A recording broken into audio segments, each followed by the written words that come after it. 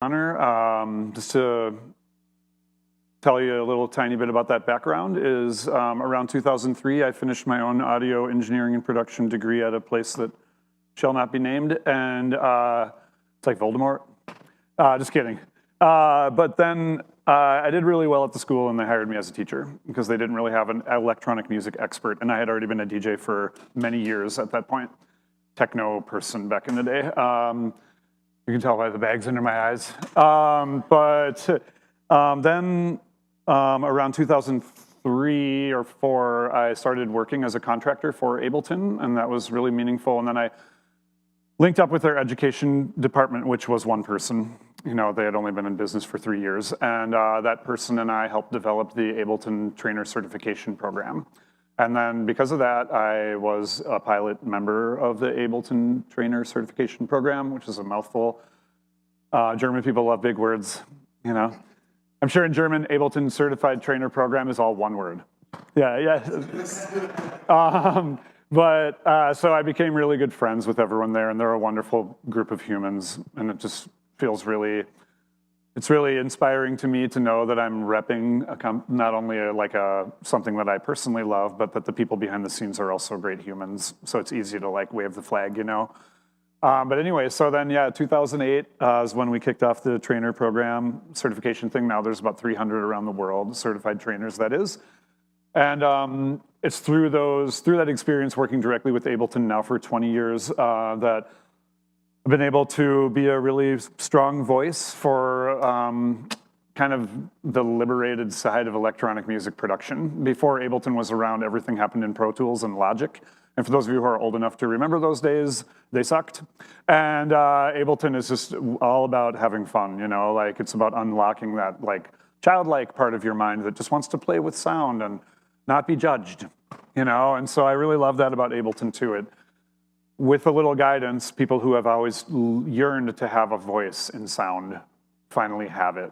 And that's just really inspiring to, you know, light the fire under people all day long. And it's just a wonderful lifestyle. So because of that, I'm really grateful. And so just thank you guys for being here and supporting me in that quest to just basically be in the studio for the rest of my life. It's been going pretty well. So thanks for the opportunity.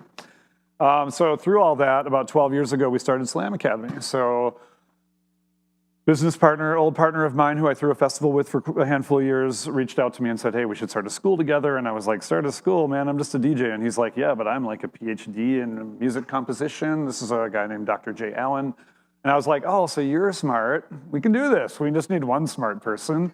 And so yeah, we linked up and started Slam about 12 years ago now. We're about 11 and a half years old, and that's really exciting. So I know I can speak on behalf of all of the people that work at Slam, especially our instructors, that we are just so grateful for the opportunity to be living this life and to be sharing the sacred word of music, you know. A little bit on that, I just want to let you know that I think that every single human has music inside of themselves, and it's only in the past like 100 years with capitalism and this bullshit that we've learned to think that the sacred few are the talented ones, the ones up on the stage, you know, and everyone else is just like, doesn't know how to make music and can't.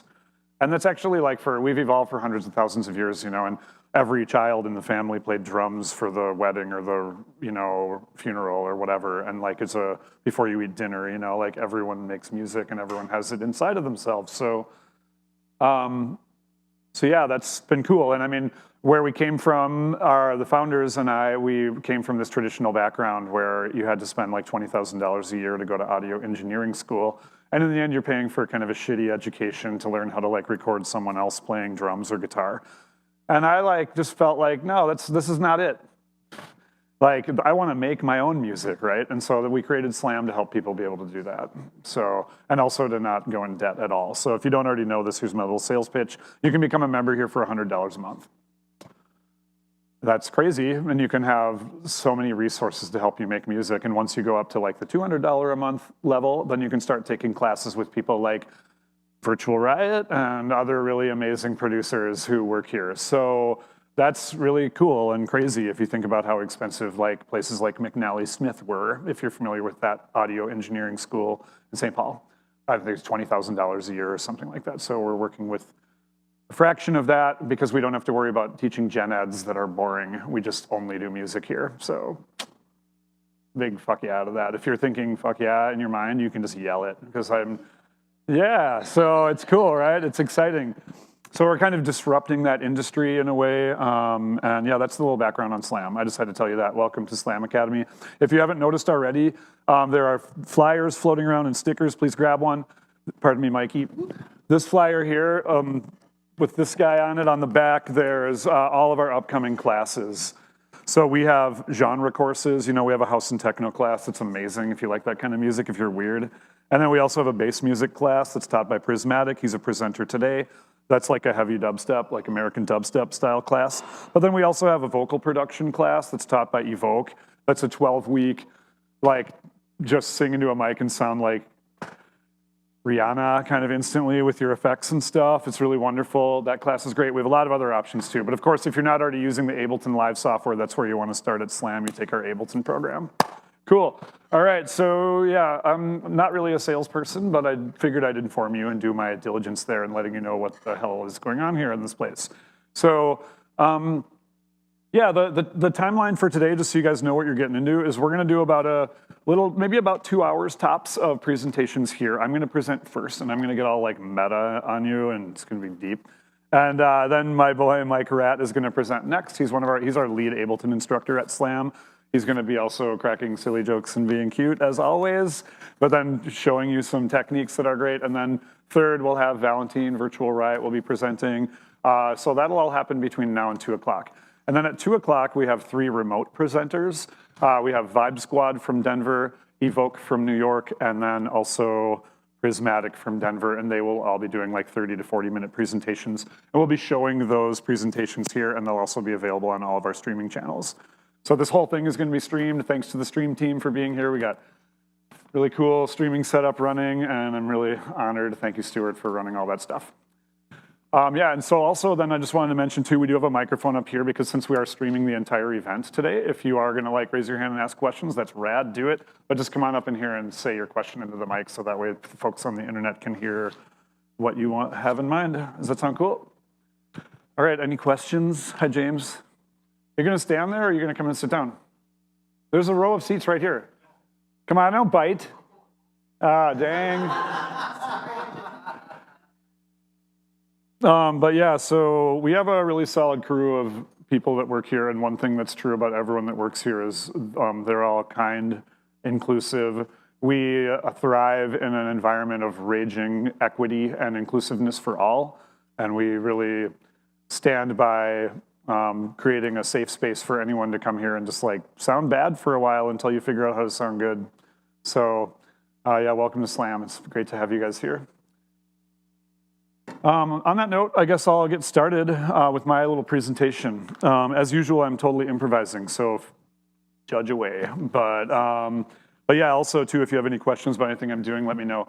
I do have a push 3 up here also. That's really fun. If you guys haven't had a chance to put your hands on a push 3, these just came out a little while ago and they're very beautiful. And I got a cool little patch on there and you can just let your cat run across it. It sounds like Mozart. It's pretty amazing. And then I also have this modular synth up here. And a lot of people are like curious about modular synths, and so I thought I'd do a little sound art workshop, right? That's what this thing is called, this event. So I'm just gonna show you this stuff real quick. Now I'm starting my little workshop. You ready, the presentation? Here we go. So this is a diagram that I made about 20 years ago, and I still show it to pretty much all my students. And if you've already been making sounds with synthesizers for a long time, this is totally review, so just pardon me for a moment. But raise your hand if you're not already making tons of your own sounds with the synthesizer. Everyone here already is? Okay, well, a couple of you aren't, so I'll be quick. But this is the architecture of basically any synth you've ever used. Signal flow path is pretty important to understand if you're gonna improvise with a musical instrument that's based on voltage, which is what this is. So oscillators generate the sound, filters sculpt the overtones of the sound, and then the amplifier turns it up. This is cool to recognize because like mono sound that's not stereo is actually 3-dimensional, like sound, right? All sounds have a frequency, all sounds have a timbre, which is like the texture of the sound, and then all sounds have a volume. So these modules that were literally invented in like World War I, legit, are based on just the 3 dimensions of sound. And if you can imagine a sound that goes like do, that's the pitch, you're gonna modulate the oscillator pitch. And modulation is the next part of this. You have 3 modulation generators. And this is classic, and this is meant to be, these rules are meant to be broken. But you learn the rules first and then you break them, right? So LFOs, envelopes, and the keyboard or sequencer is the thing that evokes life into the sound. Like without the modulation, this is just like an alarm clock, beep. But when you can add a little vibrato or tremolo or wobble, that happens by connecting modulators to the audio path. So if you already know that, thanks for sitting through this. And if you don't, come to Slam Academy. So I'll just also show you guys this little diagram. So this is kind of like yikes. But what you just saw on the screen in these simple blocks is now just a quick overview. Basically, it's the same exact logic in that basic diagram that you see in this system. And this is basically just a picture of the rig that I have right here. So take a picture of the synth, put some lines over it. That's what's going on here. And you don't have to even worry about what all the lines are doing, but when I'm teaching staff in particular who work here, how to like harness this machine, which by the way, every modular synth is different. I don't know if you knew this, but little companies that are based out of people's garages and shit just make the modules, and then you collect them. It's kind of like nerd hobby. And then when you collect them, you connect them all together, and then you start making sounds. It's a really kind of, it's just DIY and indie is just like built right into the ethos of modular synthesis, but also just open-ended creativity as possible. It's really exciting.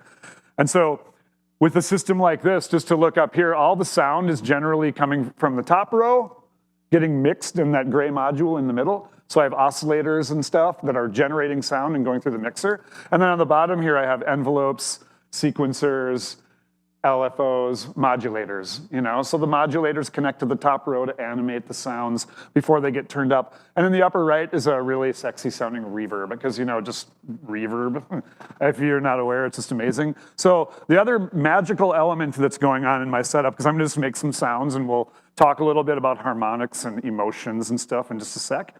But before we do that, I wanted to mention the other really cool element in the room here is that there's this free bundle of devices that Ableton put out a couple years ago called CV tools. So these analog systems or pseudo-analog, any modular system doesn't actually have a USB cable you connect to your computer, right? In fact, it doesn't even communicate in digital information at all. It's purely voltage.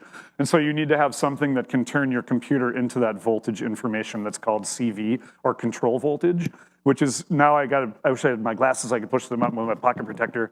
But basically, this free little bundle of devices is actually wicked awesome because it's all your traditional things you would see in Ableton, like LFOs, envelopes, voice controllers, expression control, all this fun things you can do to kind of Frankenstein your Ableton. But what's special about these is that when you drop one of these devices on a track, it turns your output jack on your audio interface into a control voltage generator. So long story short, when I hit spacebar on this computer, or even better yet, play on the push over here, that like starts everything, and that even starts the system up.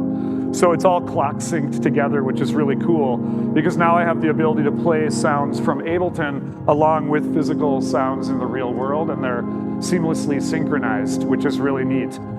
And so that kind of makes sense so far, and even if it doesn't, that's fine, it's fine. But if I go back to this now, what I'm gonna do before I make some music and show off how I would make a cool sound with this thing is I actually wanna like get away from the technology for a little bit, because technology is not as interesting as the stuff I'm about to tell you. So you may or may not realize this. Raise your hand if you're already like an experienced music producer who's making lots of music. Not you though, yeah, okay. But that's cool. So a thing that a lot of people don't realize is that the emotional quality of the sounds that you create, like the way they feel, is really determined by the relative relationship, also known as interval, or distance between multiple frequencies that you might be hearing at the same time. So like for instance, if I go ahead and turn one of these guys up, I'm gonna get rid of this little pitch information. I can just hit stop. So here's that frequency, right? Now, that's just one pitch. There's no emotional quality to it. It's not sad or happy. It's just a steady, sustaining sound. But when I go ahead and turn another pitch up, now we're introducing an interval, right? We have two different pitches, right? You can hear them at the same time. And this is like a pretty major sounding interval, you could say. It's maybe like a perfect fifth, or it's a pretty standard feeling interval. And so it doesn't carry a lot of like dense emotional information, but there is a little bit of a feeling to it, right? And so what you can start to do is sculpt the emotional quality of the music you make based on your harmony, which is just a dorky way to say, yeah, you have chords in music, and the way that those different notes you're hearing at the same time align in phase determines the emotional quality of the sound. So this is a pretty like perfect sounding interval, but all I need to do is detune one of them a tiny bit.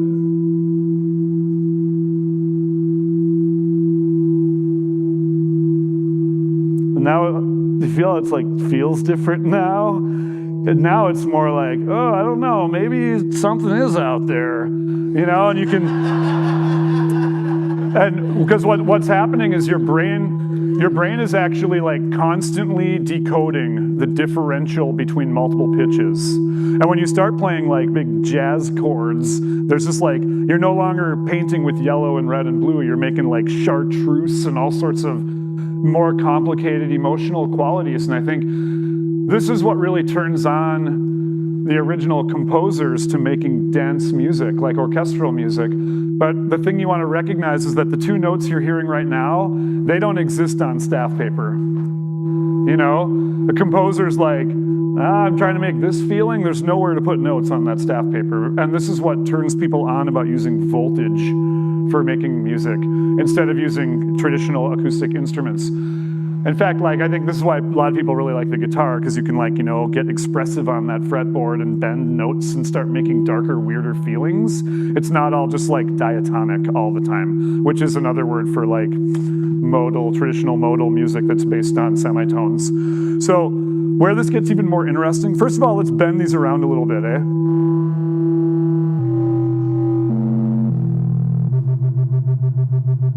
Hear that rub, that modulation? That is evoked by the differential in phase. What this means is that two vibrations are trying to line up, but they're failing. And so, you know, when you add a sine wave and a cosine together, you get a flat line, right? This is called beating.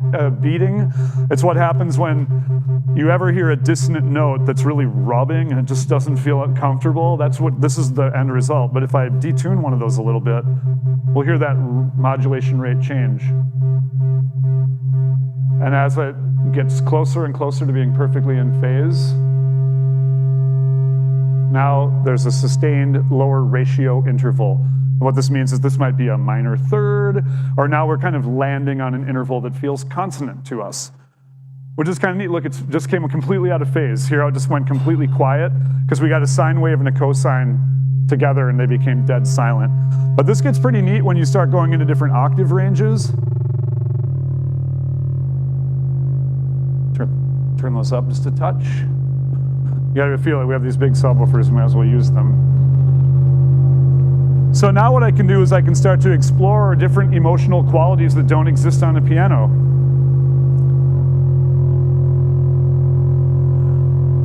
That's starting to sound pretty cool, right? Hear that rub getting thicker? Because I'm finding cool relationships between the frequencies. And you guys, check it out. Not to get all meta and shit on you, but you know, like everything in our known universe is based on energy and vibrations, right? So like, you know, this thing called the Big Bang, I guess, happened, if you believe that. And, you know, fast forward millions and billions of years or whatever, and here we are still capturing the energy of the sun. You know, and when you make a painting or bake bread or make music, you're really just like sculpting those vibrations. And it's the same thing that's right inside of all of us, you know? Like when you meet someone and you just fucking click right away. Like when I met Mike Ratt, I was like, this is my dude. That's just like perfect harmony, you know? And then when you meet someone and you're just like not vibing with them, like the word vibe, right? It's the root word for vibration. Really, you can feel these vibrations between us, and it's like an unwritten and invisible language that we all speak as creatures on Earth. And so when you hear those frequencies overlap, that rub is like, it's a metaphor for like all vibration in the universe. And it's really magical when you start to learn how to sculpt it, because you're speaking a language that all creatures can understand equally, not just people who speak your language or are even, within ear. As long as the subwoofers are big enough, they can hear your message. I think this is where sound system culture and electronic music really just are a match made in heaven, because when you get in front of a wall of sound and you get a bunch of people, sober or not, in front of that same exact identical vibration, your body becomes phase aligned, just like two vibrations that are consonant together. And it kind of forces you to get on the same vibration, like physically speaking. So I find it to be really inspiring. So the other aspect of sound design, moving on from just layered vibrations that can be really interesting, is this technology called FM synthesis. And the oscillators you're listening to right now are FM oscillators. And what that means is that I can use one vibration to modulate the pitch of another vibration. And this gets really great sounding too. So if I take like one of my frequencies and modulate it from the other oscillator, starts making this shit. Everybody likes that. You give it some of this, and then you play with that detune knob, and now you're not just hearing two parallel waves that are out of phase, but they're actually like making out in weird ways. And then it just gets to be kind of frisky. It's spicy. Spicy situation.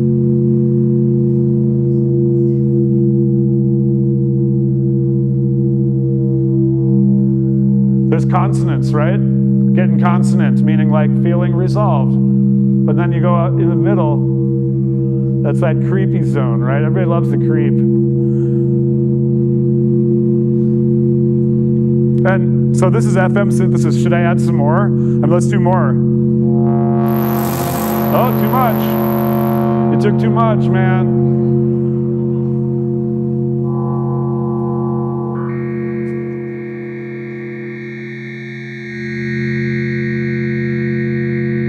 So the vibrations we're generating right now are pretty complex, and it's just two sine waves. We're just listening to two perfect sine waves, but they're detuned in weird ways, and they're rubbing up against each other in funky ways. And what's neat about this is you can actually see all this stuff on your computer. So I can zoom out a little bit on that oscilloscope. I can phase lock it or attempt to. And now look what we got here. Look at what we have here. These are the vibrations that we're creating. And take a look, if I turn off all the FM, just a couple sine waves, and see how they're shaking a little? See that shake? That's kind of like they're trying to get along. You know what I mean? Let's see if I can make them stop shaking.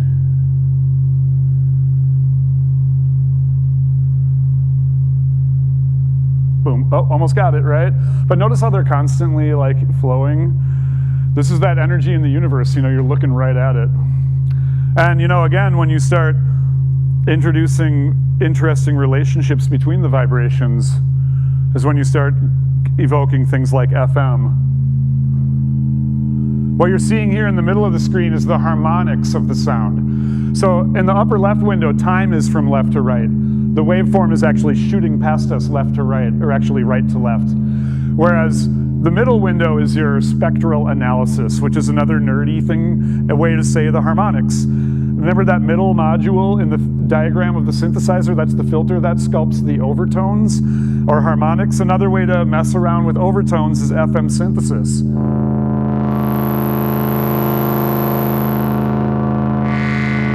Look at those guys here. See that peak way over there on the right? That's really bright, right? That's like 1,000 vibrations per second. And so you can see them in the screen. That's all these little shaky poos. All those little kind of wiggles. That's a super high frequency modulation. And I can go ahead and detune it if I want. That's lower frequency. Still lower yet. Maybe a little too low. Let's go back up. And let's detune that. Oh, get the right knob. There we go.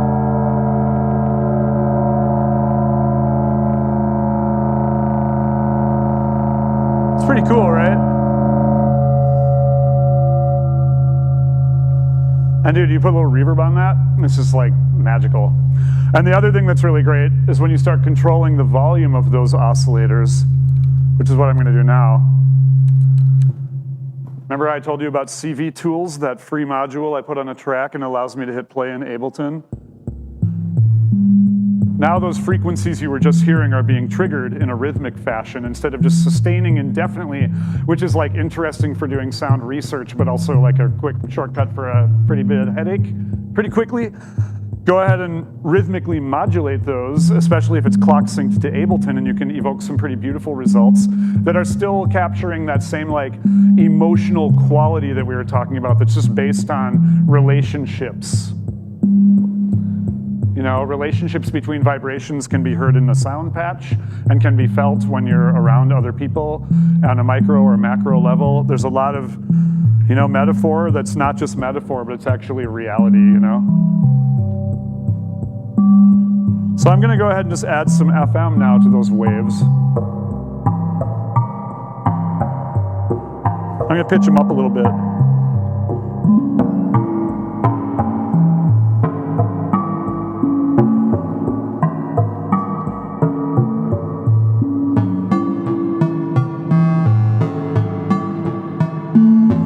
What's fun about this is I'm just getting random kind of gates triggered by Ableton, but I can speed them up.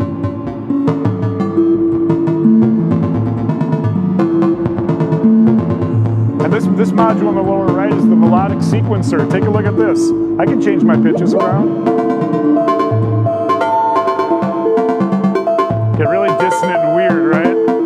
You can choose any pitches you want. I'm gonna back off on some of that craziness. There we go, I had a looping envelope going off. That's pretty fun stuff, right? So this whole environment can be transposed as well.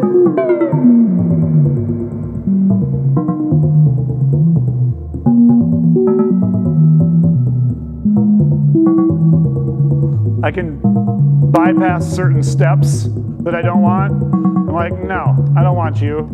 Now we just have two pitches. Right? You don't need to be like making a lot of melodies here. We're exploring sound, we're not trying to be Mozart. So look at this now. Now we got some little chuggy guys happening. I can feed back the oscillators into each other too, which is what you get here. This is what this sounds like. A little more of that reverb, baby. And a little of this delay shit. The delay is clock synced too, which is pretty neat. So if I put a little echo on there,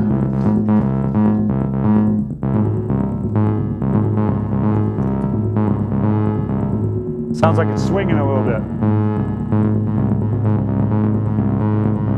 That's fun too, huh? I can even granulate it, which means taking tiny, tiny snippets of the sound and repeating them over and over, which will start to generate new frequencies, like new harmonics. You want to hear that?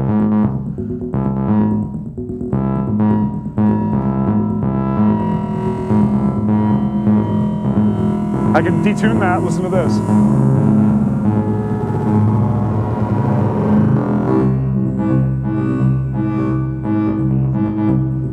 Shit is cool, right? I mean, this is, again, you're in a safe space where we're just exploring sound together. This is Slam Academy, you know? No one is ever judged for being good or bad at anything here. I kind of like that sweet spot in there. Check it out. Another cool thing about physics and math that I find really interesting. So listen to this echo. You can almost hear silence. It's like maybe a 64th note, but you can actually hear space in between the echoes. But when the echoes get closer and closer together, they start resonating. They start creating new overtones.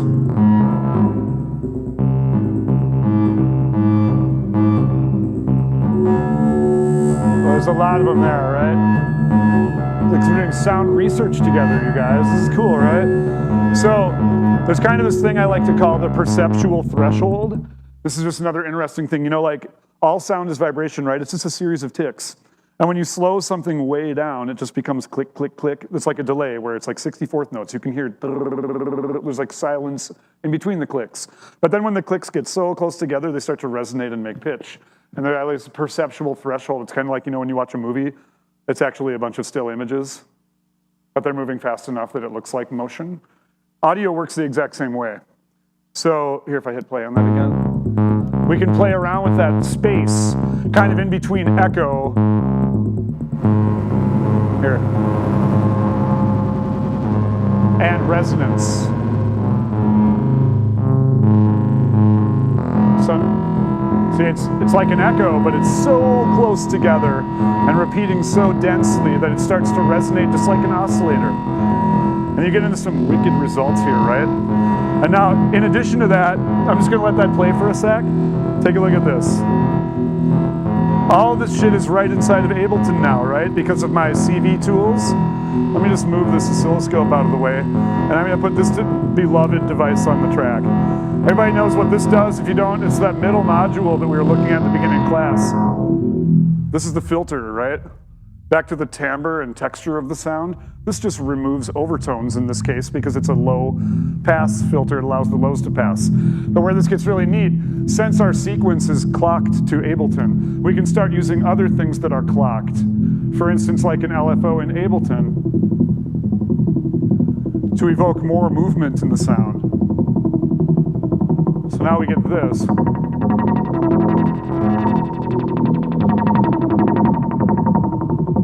I could also here, you guys like dubstep? What about this one? Whatever. So, isn't this exciting? I mean, we're not only hopefully harnessing a little deeper understanding of how all the energy in the universe flows, and realizing that when we're sculpting tone with these electronic music instruments, we're able to cultivate emotional qualities that composers for hundreds of years wished that they could. I think this is a really exciting time to live in, especially since we're now able to connect it to our computers. We're able to record it. I mean, look at this. Record. Everything I'm doing is getting recorded now onto a track, right? I can turn it up a little bit. The trim's a little tame. Just to be a good boy. You probably want to have those a little louder. But we're getting into some pretty cool sonic territory here, eh? Put some reverb on there.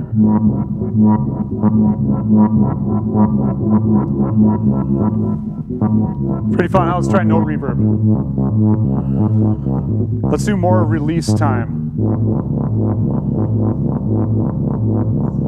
More feedback.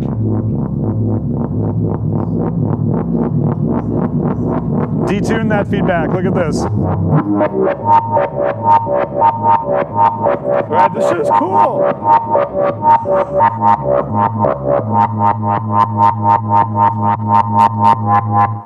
Pretty neat, huh? Look what you can do with a little bit of understanding of just a simple signal flow path. You looked at this and you're like, yeah, duh. And if you're not, it takes a week or two to play around with it, and you can embrace this exact same architecture in any instrument. I'm sure I could say raise your hand if you're using Serum, and everyone would raise their hand. Or even just simple analog modeled instruments like the Ableton Analog or the Ableton Operator, you're gonna see the same structure. So this is just 6 little objects. They all just do one thing, and when you connect them together, you're able to speak a new language. It's pretty exciting. And synthesis is actually just one small slice of the sound art puzzle. Most people start with synthesizers because they're fun and easy. But then you move on to things like samplers, and then the playground gets bigger and bigger. For instance, I can take a MIDI track, just an empty MIDI track, and I can take that recording I just made and I can drop it into a MIDI track, and guess what I have now? I have that sound I just made, but guess what? It's now on a keyboard. This is sick. Watch this. I just zoomed in on a random chunk, and this is now my keyboard. Right, and I can have that sound. I can now recontextualize that sound. I could play chords with it. I could even zoom way in on a microscopic element of it. Watch this, I can pop this thing up. This is fun. Look at how just big that is. Now look, I can go right in here and be like, you know what? This is the coolest part.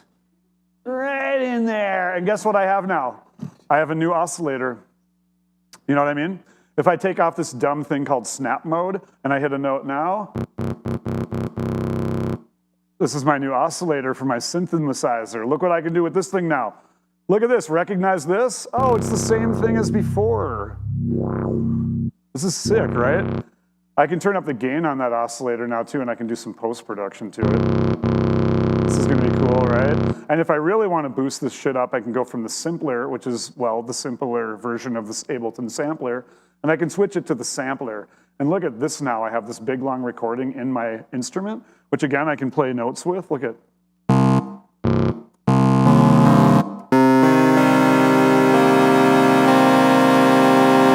That's fun, you know, I can play chords, we can go to church with church chords. But I also, you know, can go down low, I can get down low. And I could even do really fun stuff like this. First of all, I just gotta do a little quick move where I'm gonna tune the sound. And it's almost perfectly a C, I got really lucky there. I'm gonna detune it so it's just right onto the note. So now when I play, these are actually notes that are diatonic back to we were just making fun of traditional music for a while and then we just made this thing work like that. So, but the magic of that is, guess what? Right in here, I have an FM oscillator. It's exactly like the material I used to create the sound, but I can now further frequency modulate the sound. How about this? You like that? I could turn up the FM frequency. You guys like that? But what if hold on, what if I added a little distortion? I think we should go ahead, I'm like, you like that? You like that? You like that? Look at this.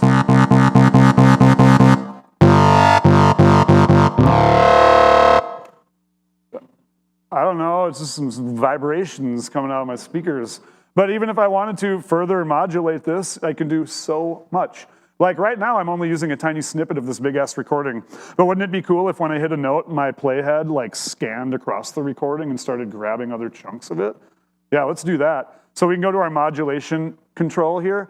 I really like using a super slow triangle wave for this. And those of you who have been Slam students for a while are like, here he goes again with that wave scanning FM stereo spread bass patch. It's one of the trillions of cool techniques we teach here at Slam all the time. But I can take a nice super slow triangle wave and I can go ahead and modulate the loop start. This is a cool little kind of alchemy trick. I can crank that up, and now, you bet, my sound is gonna scrub and scan. I can even grab this and pull it here. It's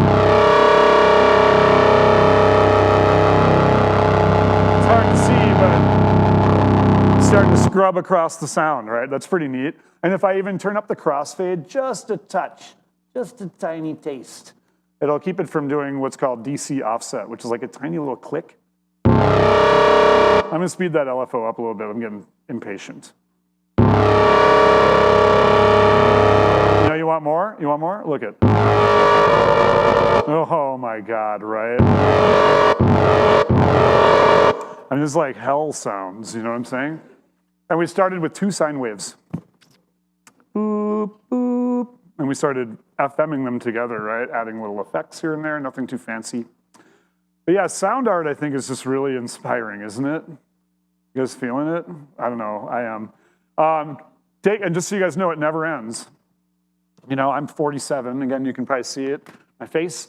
I made my first track, I don't know, I learned how to use the MPC 2000, the sampler, like back in the 90s, so it's been many years, and every time I do this, it is more inspiring than last time.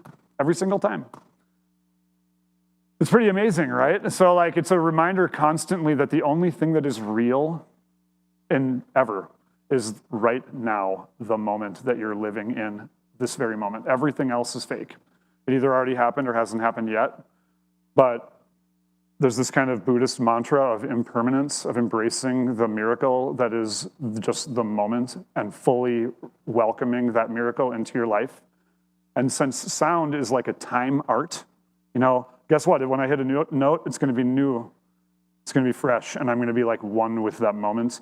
And so I find it not only just creatively inspiring, but also for mental health purposes, just really centering and calming, knowing that we're working in an environment that forces us to embrace impermanence and just feel grateful for the miracle of the moment that we've been given. And so for those of you who are still slaving away over that one track that you've been working on for months and trying to make it perfect, there is no such thing as a perfect track. And there's only a perfect moment, which is constant. And so have you ever had that feeling? I know I have, where I think I'm working on my best track ever, and then I kind of start losing steam on it maybe. And then as soon as I make a new one, a new beat, I'm like, actually, this is my best track. And the other one is kind of gets a little dusty. I'm like, I'll see you later. And then it's kind of this perpetual cycle. And it's inspiring. It can be a real bitch, though, sometimes, too. You know, because you're like, there's this precious thing where you're falling in love and then breaking up over and over. But just recognize that no matter what you do, the only thing that's real is the moment and this gift you've been given, just to be alive and to have a beating heart and to be a part of this life experience. And just channel that self-awareness through your art and through your ability to just enjoy your life and have a meaningful existence while you're a human. Because that's all that matters. And I hope that sound art and this medium can help you channel that reality into your own life. So in the beginning of our hangout, I told you like the background of Slam Academy, like, yeah, so I was a DJ. But the thing I just told you right now is the real story of Slam Academy. That's really why we exist. Yeah. So cool, I'm James Patrick, and I'm your host. Yeah, thanks. Yep, cool, thank you very much. So yeah, I got my little timeline. I'm just gonna check because I don't remember what I was doing because I was just preaching the sermon. Thank you very much. Thank you, guys. It helps having these things, by the way. Doing that in your headphones is cool, but having access to a full range sound system also just, again, you're feeling the physical vibrations with your body and it's not just an idea that's coming in through your ear holes. So yeah, we're doing a little quick pivot, but I'd like to take a quick moment to introduce one of the most important people in my whole life. And I just love this man. Buddy. Mike Rad is one of the most special people I've ever met, and he is also a wonderful teacher, and he's our Ableton instructor here in Minneapolis. And I legit was just crying because I love him so much. And he brought me to my first infrasound, and lots of other things I will save you from. But I can tell you that I'm so honored to have you here, Mikey, and you probably want to use your own computer. Yeah, probably. Cool. So you know what I'm going to do? I'm just going to hit play on a track I made the other day. In fact, so I'm going to try and listen to a piece of music from each person. Yeah. So if you have a new track you want to play, that would be sick. Sure. I was going to do this when people were walking in, but I forgot. But so we teach this 3-week like crash course called Essentials of Music Production, and the whole shtick is like, in 3 weeks we'll make a track. Which is kind of hard pressed, you know, because it's 2 hours once a week, and I don't touch the track at all, except for when the students are there. So I probably end up working on the track for about 3 hours from the original idea until it's done. And I think Papa T is here, isn't he? What's up, buddy? And he was in that class. Raise your hand if you were in that class. Oh, Mars was here too. Cool. So there's this vocalist in Minneapolis named Lady Midnight, and she's just wow. And she was in the class too, and so I was like, get up here and sing a couple words. So this is by no means finished. It's just a rough sketch, and I hope you like it. I spent about 3 hours on the whole track total, and in front of people also making dad jokes. So it's kind of a straddling job. So as I unplug everything except for my audio cable, then you can go ahead and plug your stuff in. Does that sound good? Okay, that sounds All right, good. let's do it. So here's where you have to be careful. And I'm connected to the entire streaming universe. Connected to God right now, buddy. So here's your HDMI cable. Excellent, okay. And I'm keeping this, and we're gonna be good. And here it is, guys. I hope you like it. Tell me what this track is called, and it's by no means done. So I'm showing you my own vulnerability by hitting play on this.